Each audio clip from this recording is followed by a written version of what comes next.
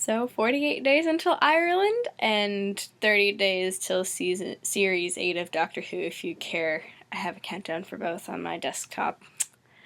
So I was going to try and make a video about Auschwitz-Birkenau, but it's really hard to kind of describe my experience there. When you go there, it's very sobering but fascinating in its own way. Because it's really hard to say, oh yeah, it was a really cool experience, because it's a really sad experience at the same time. But it's good. I guess it was a good experience to see it and know what happened, and hope the human race never does something like that again, although I know it has happened in Africa. The only thing I can really say is you should definitely go experience it for yourself, and before you go you should read up on the Holocaust a little. Everyone should read about the Holocaust and everything around that, but I highly recommend Elie Wiesel's Night if you are in high school, or for middle school kids, Surviving Hitler and The Diary of Anne Frank. And in grade school I remember reading Number the Stars, which kind of started me reading books like that. So I'll try and put links in the little doodly-doo thing for the books if you want to go check them out.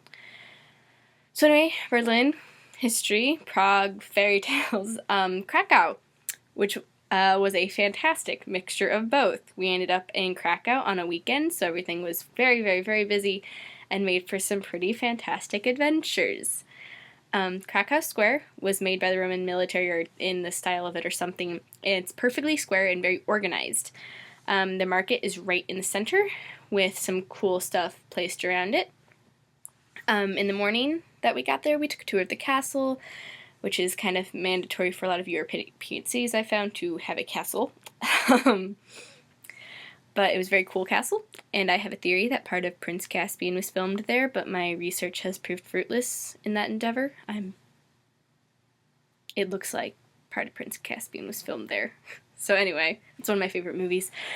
We hit the square for lunch, and my friends and I bought pretzels from a vendor to save some money.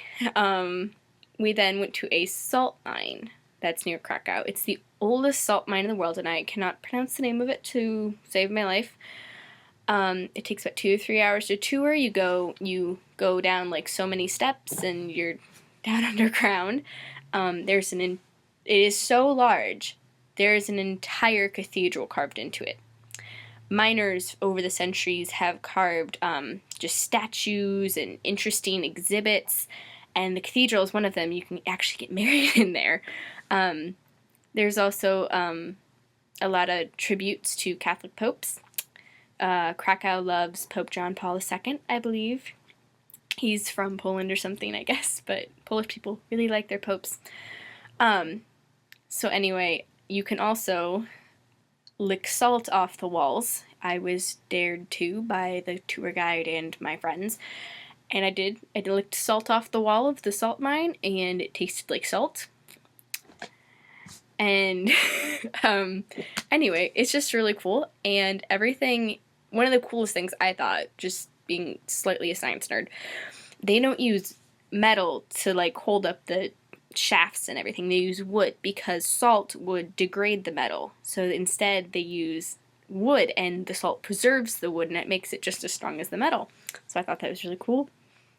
So then we got back, and it was still really early in the afternoon, and we actually got to catch a wedding in St. Mary's, which is right on the square. There's a picture of it earlier in the blog.